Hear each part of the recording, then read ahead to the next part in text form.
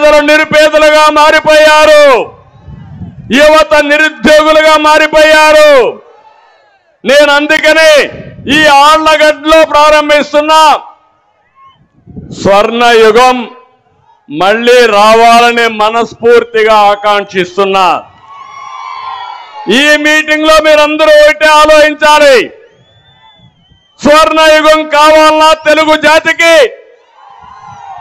లేకపోతే రాతి యుగం కావాలన్నా వైఎస్ఆర్ కాంగ్రెస్ పార్టీ పాలనలో? స్వర్ణయుగం కావాలంటే చేలు పైకెత్తండి. రాతి యుగం వద్దనే వాళ్ళు గట్టిగా చప్పట్లు కొట్టి నిరసన తెలియజేయండి. ఎందుకు నేను ఈ మాట వాడానంటే, నేనేదో అధికారం కోసం రాలా మీ దగ్గరికి. 14 సంవత్సరాలు ముఖ్యమంత్రిని, 40 సంవత్సరాలుగా ఎమ్మెల్యేని, ఇప్పటికే 40 ఏళ్లుగా ఎమ్మెల్యే. ఎవరికి దక్కని గౌరవం దక్కింది. ఎవరు చేయలేని పనులు కూడా నేను చేసిన నిజాయితీ నిరూపించుకున్నా. ఈ రోజు నేను ఒక పిలుపు ఇవ్వడానికి వచ్చా. రాతి యుగం వైపు వెళ్తారా, స్వర్ణయుగం కోసం నాతో నడుస్తారా అని మిమ్మల్ని అడుగుతున్నా. మీరు ఒక విషయం గుర్తుపెట్టుకుంటే, అనర్హులకి, అసమర్థులకి, రాక్షసులకి అధికారం ఇచ్చాం.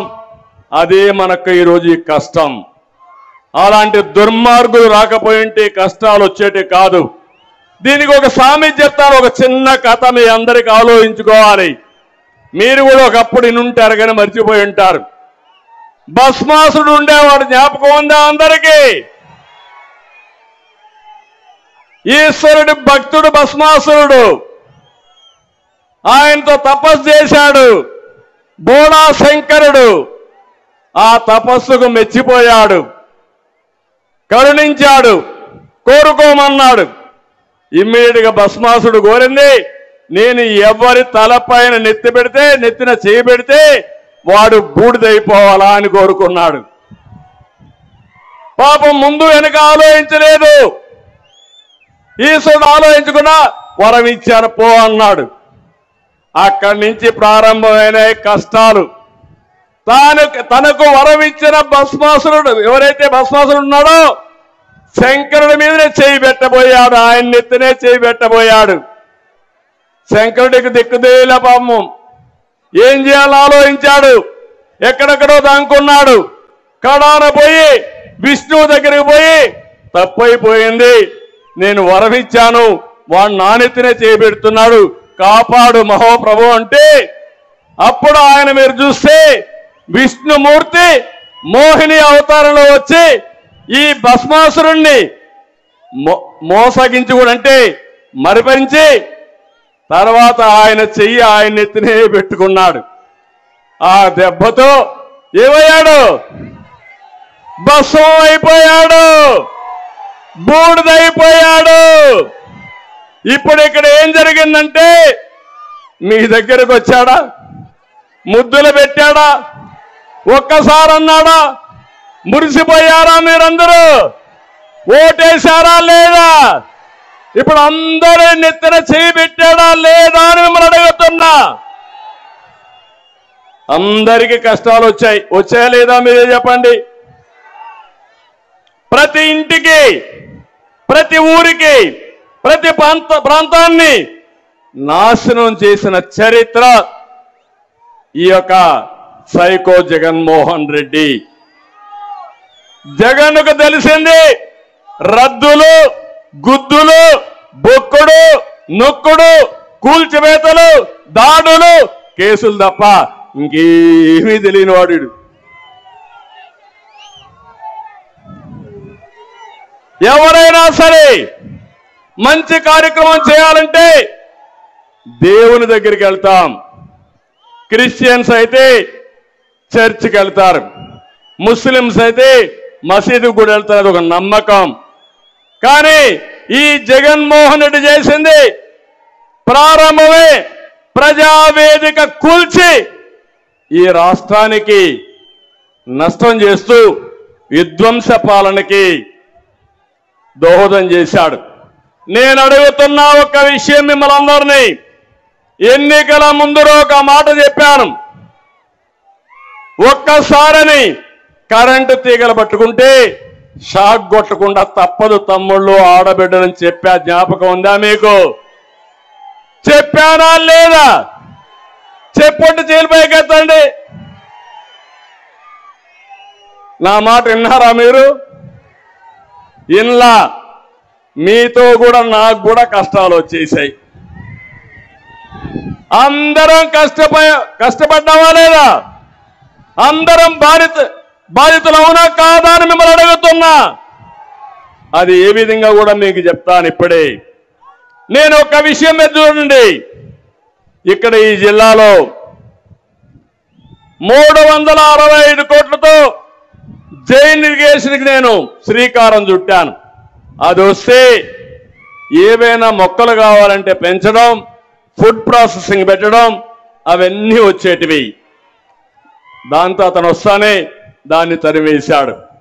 ఇంకో పక్కన నందికొట్కూరులో 650 కోట్ల రూపాయలతో మెగా సీడ్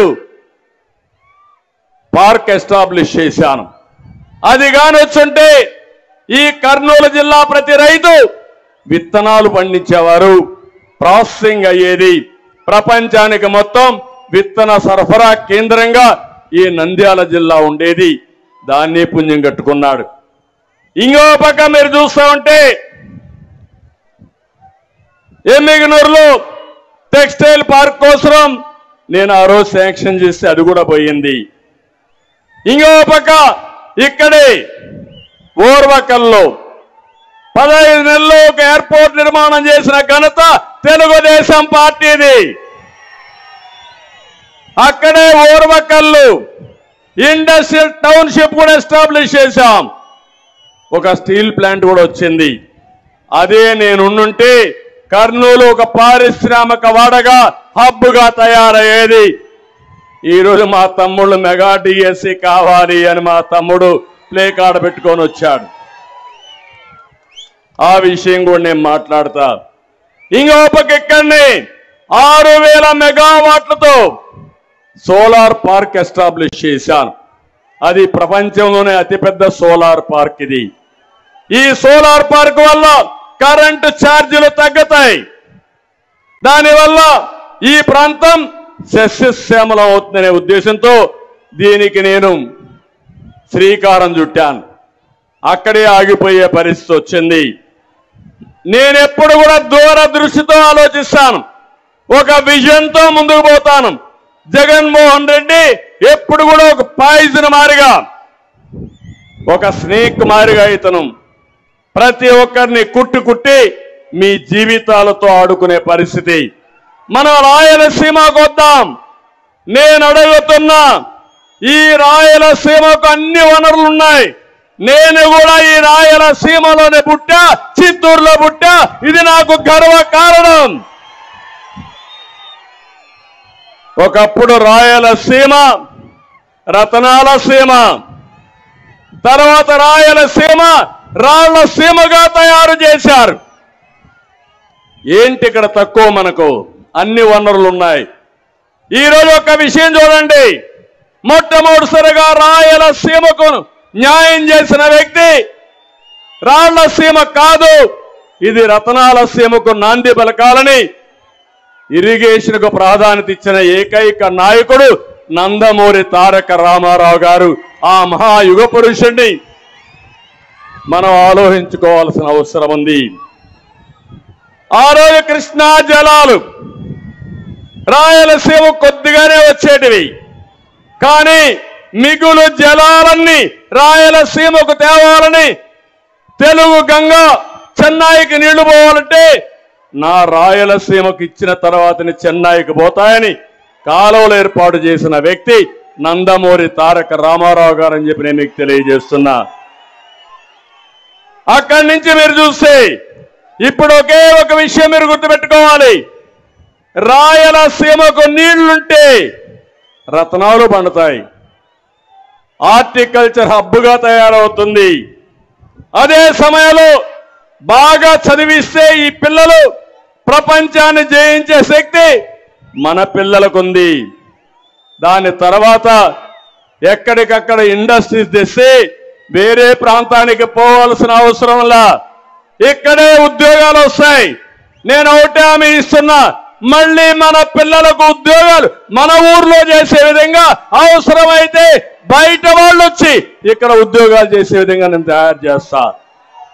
రాయలసీమకు ఇంకొక అడ్వాంటేజ్ ఉంది.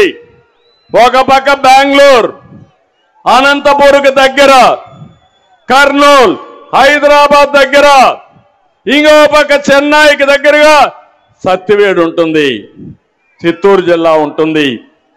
ఈ గాని ఉపయోగించుకుంటే ఎక్కడికో వెళ్ళిపోతాం. నేను ఆ రోజు ఆలోచించాను, ఇంకో పక్క ఏదైతే రోడ్లు, మౌలిక సదుపాయాలు, ఈరోజు ఈ రోడ్లు ఉన్నాయి. ఒకప్పుడు మీ ఊరికి రావాలంటే రోడ్డు కూడా సరిగా ఉండేది కాదు. ఈరోజు మీరు చూస్తున్నారు, నేషనల్ హైవేస్ వచ్చాయి, విమానాశ్రయాలు వచ్చాయి. ఈరోజు మీరు చూస్తే ఇక్కడే కర్నూలుకి ఓర్వకల్లో విమానాశ్రయం కట్టాం, కడప విమానాశ్రయాన్ని రన్వే పెంచాం, తిరుపతి ఇంటర్నేషనల్ ఎయిర్పోర్ట్ చేశాం. ఇవన్నీ చేసిన పార్టీ తెలుగుదేశం పార్టీ అని మరొక్కసారి మీ అందరికీ తెలియజేస్తున్నా. ఇంకో పక్క ఇరిగేషన్ మీరు ఒకసారి చూస్తే, నేను వచ్చిన తర్వాత ముచ్చుమర్రి, సిద్ధాపురం, పులకుర్తి, గోరకల్లు ఇవన్నీ పూర్తి చేశాం. పులికనమ, అవుగు టనల్ని పూర్తి చేశాం. అలగనూరు నీళ్లు లీక్ అవుతున్నాయి, దానికి కావాల్సింది 2 కోట్లు ఇస్తే ఆ నీళ్లు నిలిచేది. 5 ఏళ్ళు అయింది, ఆ 2 కోట్లు ఇవ్వలేక అది 20 కోట్లు అయింది. నీళ్లు నిలిపే పరిస్థితి లేదు. అది అసమర్థ పాలన. తెలుగుదేశం వస్తానే 1 సంవత్సరంలో లేకపోతే 6 నెలల్లో అలగనూరు రిపేర్ చేసే బాధ్యత తెలుగుదేశం పార్టీ తీసుకుంటాం. నేను అడుగుతున్నా, ఈరోజు మొన్నే ఇరిగేషన్ కోసం వచ్చాను. సాగునీటి ప్రాజెక్టులన్నీ కూడా ఇక్కడే కర్నూలు నుంచి ప్రారంభించాను, నందికొట్కూరు నుంచి. అక్కడి నుంచి శ్రీకాకుళం వరకు వెళ్ళాను. నేను చిత్తూరుకి వెళ్ళాను. అంగళ్ళ దగ్గర నేను ఎన్ఎస్జీ ప్రొటెక్టివ్ వీళ్ళందరూ ఉంటారు, వాళ్ళందరూ ఉన్నారు. దారిగాచి నా మీదనే దాడి చేయడానికి వచ్చారు. ఇదేంటని అన్యాయం అడిగితే 307 అంటే అటెంప్ట్ టు మర్డర్, నేనేదో వీళ్ళందరినీ పెట్టుకొని చంపడానికి పోయానని నా మీదనే 307 కేసు పెట్టారంటే, తమ్ముళ్ళు మీరు ఒక్కసారి ఆలోచించండి. నేనే లెక్క లేకపోతే మీరు ఒక లెక్క అని మిమ్మల్ని అడుగుతున్నాను. ఒక మదమెక్కిన వ్యక్తి అహంభావంతో ఇంకా దిక్కు తెలియకుండా అధికారం వచ్చిందని అసలే కోతి, ఆ పైన కళ్ళు తాగింది, ఆ పైన ముళ్ళు కొట్టింది. ఇంకా చూడు దాని కథ ఆడతాది. అధికారం వచ్చి అందరం ఎక్కి మన మీద దాడి చేసి నా మీదనే అటెంప్ట్ మర్డర్ కేసులు పెట్టారంటే మా పోలీసులందరూ చూస్తున్నారు. మీరే చూడండి, రాబోయేది తెలుగుదేశం పార్టీని, మీకు కూడా న్యాయం చేసే తెలుగుదేశం పార్టీని వస్తా. నేను అడుగుతున్నా, ఈ జగన్మోహన్ రెడ్డి రాయలసీమకు 1 ప్రాజెక్టు కట్టాడా అని మిమ్మల్ని అడుగుతున్నా. చెప్పే ధైర్యం వైఎస్ఆర్ కాంగ్రెస్ కుందా అని మిమ్మల్ని అడుగుతున్నా. 5 సంవత్సరాల ముఖ్యమంత్రిగా 12,450 కోట్ల రూపాయలు తెలుగుదేశం పార్టీ ఖర్చు పెడితే దాంట్లో కనీసం 20% ఖర్చు పెట్టిన ఈ ముఖ్యమంత్రి రాయలసీమను ఉద్ధరిస్తాడా తమ్ముళ్ళు అని మిమ్మల్ని అడుగుతున్నా. నమ్మకం ఉందా అని మిమ్మల్ని అడుగుతున్నా. ఇలాంటి వ్యక్తుల్ని క్షమించాలని మిమ్మల్ని అడుగుతున్నా. జగన్మోహన్ రెడ్డి రాయలసీమ ద్రోహి అవునా కాదా అని మిమ్మల్ని అడుగుతున్నా. ఈసారి నీళ్లు వచ్చాయా? మీకు వచ్చాయా నీళ్లు? నేనుంటే నీళ్లు రాకుండా ఉండే పరిస్థితి ఉందా అని మిమ్మల్ని అడుగుతున్నా. అదే మన దూరదృష్టి. నేనేం ఆలోచించాను, ఇమ్మీడియట్ గా ముఖ్యమంత్రి అయిన రోజునే రాయలసీమకు నీళ్లు తేవాలని ముచ్చుమర్రి లిఫ్ట్ ఇరిగేషన్లు ఫైనలైజ్ చేశాను. దానివల్ల నీళ్లు కిందికి పోయినా ఆ నీళ్లని లిఫ్ట్ చేసే అవకాశాన్ని కల్పించిన పార్టీ తెలుగుదేశం పార్టీ. ఇంతేకాదు, శ్రీశైలంలో నీళ్లు పొదుపు చేయాలని కృష్ణా డెల్టాకి పట్టసీమ ద్వారా గోదావరి నీళ్లు 120 టీఎంసీ నీళ్లు తీసుకొచ్చాం. ఆ 120 టీఎంసీ నీళ్లు ఎక్కడ పెట్టామంటే శ్రీశైలంలో పెట్టాం. ఆ నీళ్లు ఎవరికి ఇచ్చామంటే రాయలసీమకి ఇచ్చాం. అదే నేను ముఖ్యమంత్రిగా ఉండుంటే అప్పటికే టెండర్లు పిలిచాను. గోదావరి నీళ్లు నాగార్ సాగర్ రైట్ మెయిన్ కెనాల్కి తీసుకురావాలని 250 టీఎంసీ నీళ్లు అక్కడ తెచ్చేవాళ్ళం. అక్కడ నీళ్లు ఇచ్చేవాళ్ళం. ఆ నీళ్లు కూడా శ్రీశైలం ఉండేటివి. అంటే దగ్గర దగ్గర 350 టీఎంసీ నీళ్లు రాయలసీమకి ఇవ్వాలని నా కళ, నా ఆలోచన. అది వచ్చుంటే కరువు అనే మాట ఉండేది కాదు. ఆ తర్వాత ఆలోచించాను, గోదావరి నీళ్లు నేరుగా నాగార్ సాగర్ దగ్గర తీసుకొచ్చి అక్కడి నుంచి నల్లమలై అడవుల్లో ఒక టనల్ కొట్టి నేరుగా బనకచెర్లకు తీసుకురావాలనేది నా ఆలోచన. అది నా దూరదృష్టి. గోదావరి నీళ్లు బనకచెర్ల గేట్వే ఆఫ్ రాయలసీమ. అక్కడి నుంచి అంద్రినీవాకు పోతాయి, తెలుగు గంగ పోతుంది, ఎస్ఆర్బిసికి పోతుంది, కేసీ కెనాల్కు పోతుంది, రాయలసీమ సస్యశ్యామలం అవుతుంది. అది నా కళని మీ అందరికీ తెలియజేస్తున్నా. ఈ ఆలోచన ఈ ముఖ్యమంత్రికి ఉందా అని మిమ్మల్ని అడుగుతున్నా. నీళ్ళు వస్తే బంగారు పండిస్తారా లేదా అని మిమ్మల్ని అడుగుతున్నా. అక్కడి నుంచి మొత్తం నాశనం చేసే పరిస్థితి వచ్చాడు. ఆ రోజు నేను ఒకే మాట చెప్పాను రాయలసీమ రైతాంగానికి. మీ అందరిని నేను కోరింది, మామూలు పంటలు వేయద్దండి, పళ్ళ తోటలకు వెళ్ళండి, కూరగాయలకు వెళ్ళండి. ఎకరాకు 2 లక్షలు 3 లక్షలు సంపాదించే శక్తి మా రాయలసీమ రైతాంగానికి ఉందని నేను చెప్పా. మీరు వేశారు, రకరకాల పంటలు వేశారు. నేను దానికి తోడుగా డ్రిప్ ఇరిగేషన్ ఇచ్చా. జ్ఞాపకం తెచ్చుకోండి, రాయలసీమకి 90% సబ్సిడీతో డ్రిప్ ఇరిగేషన్ ఇచ్చిన పార్టీ తెలుగుదేశం పార్టీ. ఇచ్చాడా? ఇప్పుడు వచ్చిందా? ఈరోజు 1 ఎకరాకి ఇచ్చాడా అని అడుగుతున్నా. 10 లక్షల ఎకరాలకు ఇచ్చా నేను, అవునా కాదా? ఈరోజు 4 లక్షల ఎకరాలు తగ్గిపోయింది హార్టికల్చరు. తమ్ముళ్ళు, నేను ఒకటే మిమ్మల్ని అందరినీ కోరుతున్నా.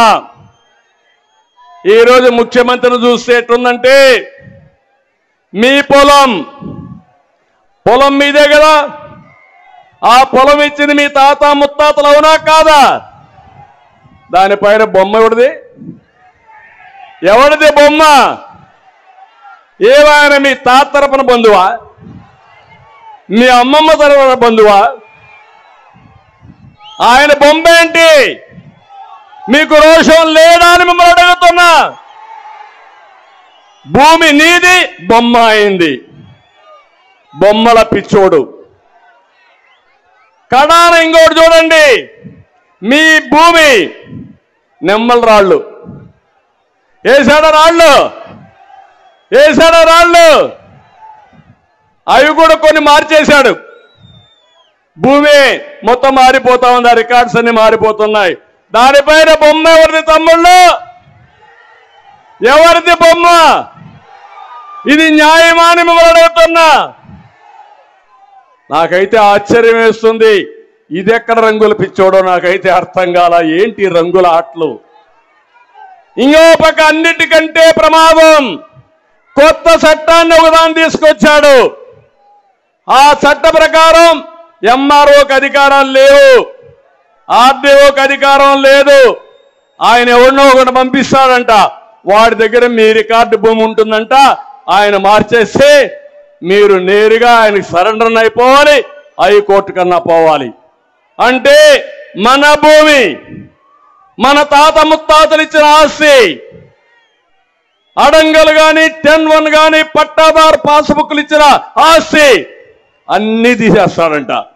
తీసేసి మనం అందరం ఈ జగన్మోహన్ రెడ్డికి బానిసలం. ఆయన ఎవడికి చెప్తే వాడికి ఆట ఆడడానికి. ఇది మీరు ఆమోదిస్తారా అని అడుగుతున్నా. మీ ఆస్తికి మీరు వారసులు అవునా కాదా? మీ ఆస్తి మీదవునా కాదా? అలాంటిది ఈరోజు మీ ఆస్తి కూడా రికార్డులన్నీ తారుమారు చేసేసి వీళ్ళు అమ్ముకోవాలని ప్రయత్నం చేస్తున్నారంటే వీళ్ళని ఏమనాలి నాకైతే అర్థం కాలేదు. రైతులకు అన్యాయం చేశాడు, ద్రోహం చేశాడు, మాట్లాడితే తప్పుడు కేసులు పెడతాడు. ఇదెక్కడ అన్యాయమో మీరు ఆలోచించాలి. రెండోది పెట్టుబడులు. నేను అడుగుతున్నా మా తమ్ముళ్ళని, ఏం తమ్ముళ్ళు జనవరిలో క్యాలెండర్ అన్నాడా? జాబ్ క్యాలెండర్ అన్నాడా? ఇచ్చాడా? వచ్చాయా? డిఎస్సి అన్నాడా? మెగా డిఎస్సి అన్నాడా? ఒక డిఎస్సి పిలిచాడా? ఒక్కరికి ఉద్యోగం వచ్చిందా? మళ్ళీ జాబు రావాలంటే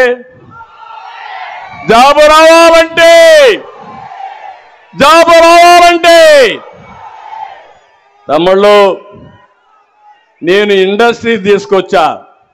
అమర్ రాజా బ్యాటరీ పారిపోయింది తెలుసు కదా మీకు అందరికీ.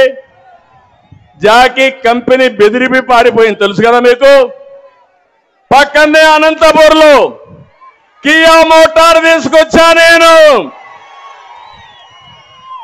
కొన్ని వందల మందికి ఉద్యోగాలు వచ్చాయి, సంపద వచ్చింది, ఆస్తులు విలువ పెరిగాయి.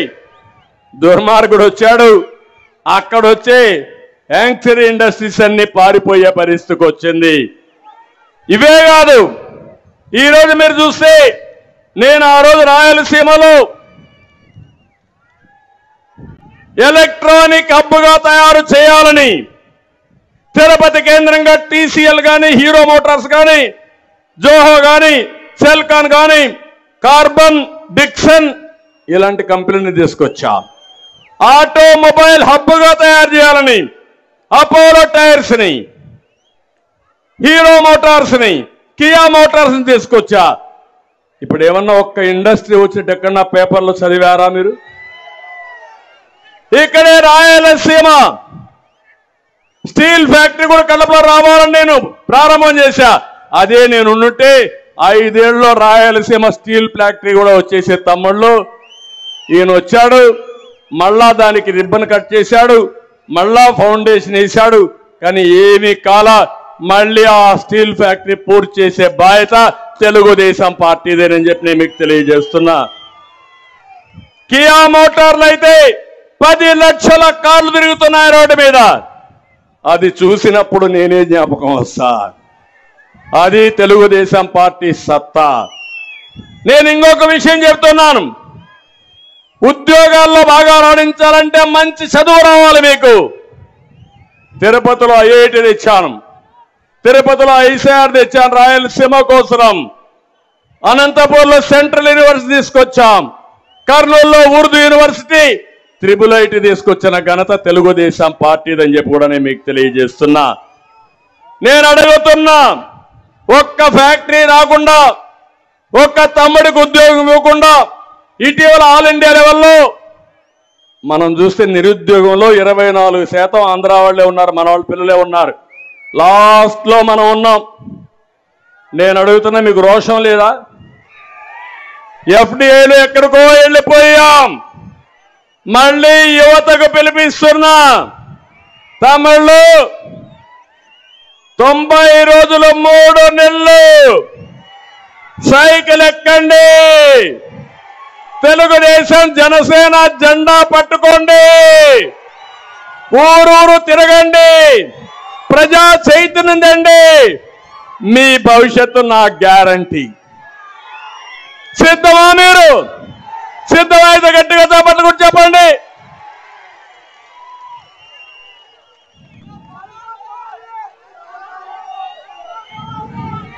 వస్తా, సైకో పోతేనే ఇవన్నీ అవుతాయి, అది కూడా వస్తా. ఐటీ కూడా వద్దాం తమ్ముళ్ళు. ఇదే కాకుండా నేను ఇప్పుడు చెప్పిన పాయింట్లు రాయలసీమలో ప్రతి ఒక్క ఇంట్లో చర్చ జరగాలి. రాయలసీమకు నీళ్లు,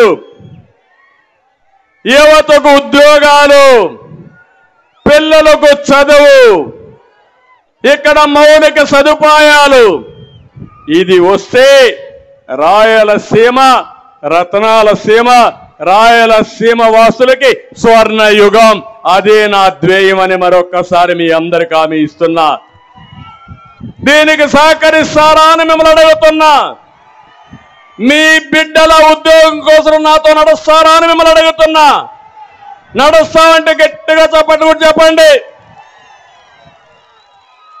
ఇదే కాకుండా నా ఆలోచన అందరికీ న్యాయం చేయాలి. ఏ ఒక్క వర్గానికే కాదు, ఒక కులానికే కాదు, ఒక ప్రాంతానికే కాదు. నేను అందరి వాడిని, ఏ ఒక్క వ్యక్తి వాడిని కాదు. అదే నా ప్రత్యేకత, నా జీవితం తెలుగు జాతికి అంకితం అని చెప్పి మరొకసారి మీకు తెలియజేస్తున్నా. అందుకే ఈరోజు మీరు ఒకసారి చూడండి, ఇక్కడంతా కూడా నంద్యాల పార్లమెంటు రెడ్లు ఉన్నారు, వెనుకబడిన వర్గాలు ఉన్నారు, మైనారిటీ సోదరులు ఉన్నారు, ఇంకో పక్క ఎస్సీలు ఉన్నారు.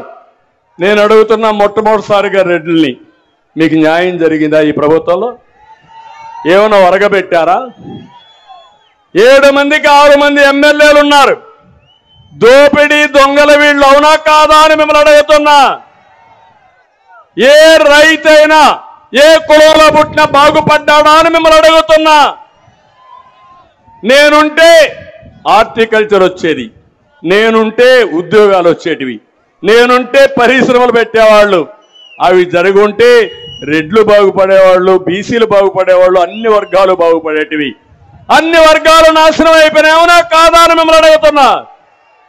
వెనుకబడిన వర్గాల కోసం సంవత్సరానికి 15,000 కోట్లు అంటే 5 సంవత్సరాల్లో 75,000 కోట్లు ఖర్చు పెడతా అన్నాడు. పెట్టాడా? ₹1 ఎవరికైనా ఇచ్చాడా? సబ్ ప్లాన్ ఉందా? ఎక్కడైనా పనిముట్లు ఇచ్చాడా? మీకు రుణాలు ఇచ్చాడా? మీ జీవితాల్లో మార్పు తీసుకొచ్చాడా అని మిమ్మల్ని అడుగుతున్నా. మీ మీద దాడులు చేశాడు. కానీ ఈరోజు నిద్ర లేస్తే మాట్లాడుతున్న సామాజిక న్యాయం అంట, యాత్రలంట. నీ యాత్రలు వెలువెలబోయినాయి. నీది సామాజిక న్యాయం కాదు, మోసానికి యాత్ర. అలాంటి మోసపోయే వాళ్ళు ఎవరు లేరని మరొకసారి హెచ్చరిస్తున్నా. 17,000 మంది స్థానిక సంస్థల్లో వెనుకబడిన వర్గాల రిజర్వేషన్లు పోగొట్టిన వ్యక్తి ఇతనేనని చెప్పి కూడా నేను మీకు తెలియజేస్తున్నా. 30 పథకాలు బీసీలకి రాకుండా రద్దు చేశాడు. బీసీ కార్పొరేషన్ చేశాడు. ఇసుక ఏం తమ్ముళ్ళు, ఇసుక దొరుకుతా ఉందా మీకు మేము అడుగుతున్నా. ఇది అన్యాయం అవునా కాదా అని మిమ్మల్ని అడుగుతున్నా. ఇక్కడే 15 ఏళ్ల బాలుడు అమర్నాథ్ గౌడు వాళ్ళ అక్కని అవమానం చేస్తా ఉంటే, నా అక్కను అవమానం చేసి అడిగితే పెట్రోల్ బేస్ తగలబెట్టారంటే ఈయన బీసీలకు న్యాయం చేస్తాడా అని మిమ్మల్ని అడుగుతున్నా. ఇక్కడే ప్రొద్దుటూరులో అవినీతి చేసి నందం వెంకట సుబ్బయ్య తిరుగుబాటు చేశాడు, ప్రజల కోసం నిలిచాడు, చంపేశారు. కేసు కూడా లేదు. ఆ కుటుంబాన్ని నేను ఆదుకున్న 25 లక్షల రూపాయలు ఇచ్చి ఆ కుటుంబాన్ని ఆదుకున్న పార్టీ తెలుగుదేశం పార్టీ అని చెప్పి నేను మీకు తెలియజేస్తున్నా. ఇంకో పక్క ఎక్కడికక్కడ మాట్లాడుతున్నాడు. డ్రైవర్లందరినీ కూడా కనీసం ఎస్సీలను కూడా నాశనం చేశాడు. ఒక డ్రైవర్ని కండ కావరంతో ఒక ఎమ్మెల్సీ చంపి డోర్ డెలివరీ ఇస్తే అలాంటి దుర్మార్గుడికి ఊరేగింపు చేశారంటే వీళ్ళు మనుషులా నేను అడుగుతున్నా మిమ్మల్ని. ఇక్కడే మీ ఊర్లో మనం చూసాం, ఏదైతే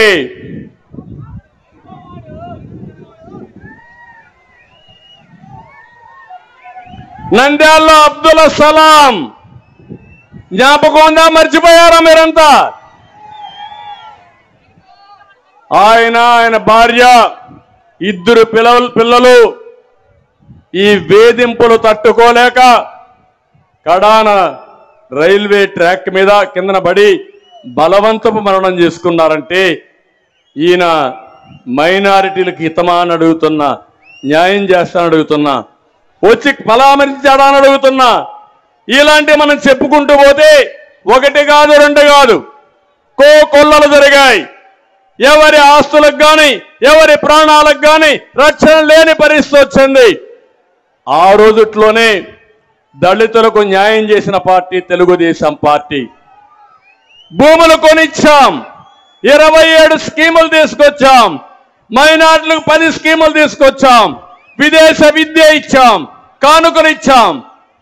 ఈ రోజు ఇంకొక పక్క చూస్తే ఎస్సీల్లో కూడా ఏబిసిడి కేటగరైజేషన్ తీసుకొచ్చి మాలా మాదిగలకు న్యాయం చేసిన పార్టీ తెలుగుదేశం పార్టీ.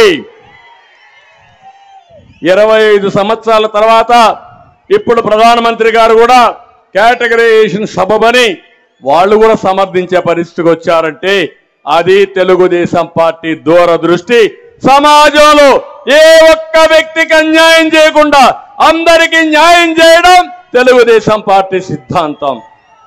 ఈ విషయం కూడా మీరు గుర్తుపెట్టుకోవాల్సిన అవసరం ఉంది. ఇవే కాకుండా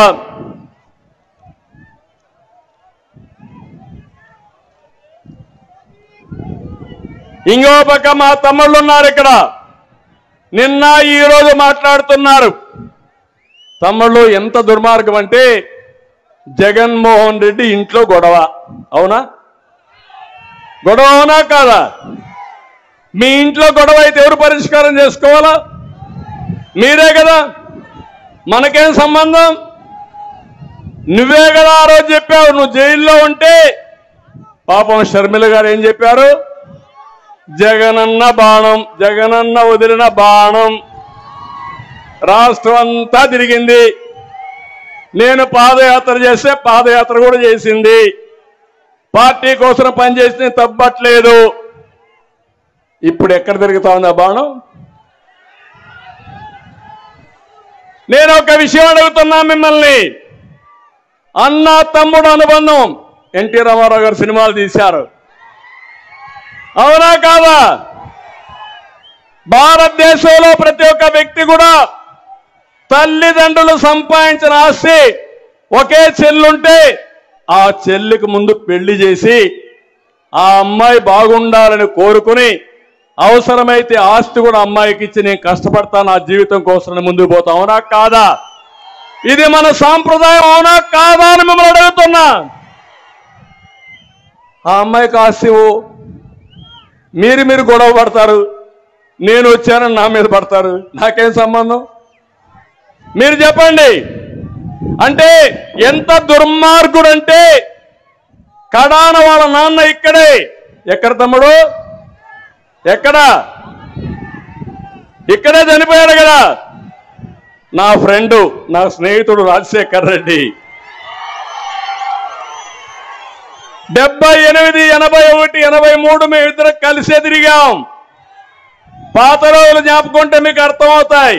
మేమిద్దరం దగ్గర స్నేహితులు, రాజకీయ విరోధులు. 83 నుంచి నేను తెలుగుదేశం, ఆయన కాంగ్రెస్ లో ఉండిపోయాడు. కానీ ఒక విషయం మీరు గుర్తుపెట్టుకోవాలి.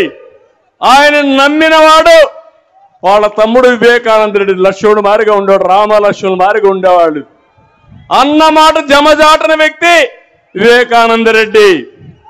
ఏం తమ్ముళ్ళు అలాంటి వ్యక్తిని ఏం చేశారు? ఏం చేశారు? ఏం చేశారు? ఎన్ని డ్రామాలు ఆడారో చూశారా అని మిమ్మల్ని అడుగుతున్నా. నారాసుర రక్త చరిత్ర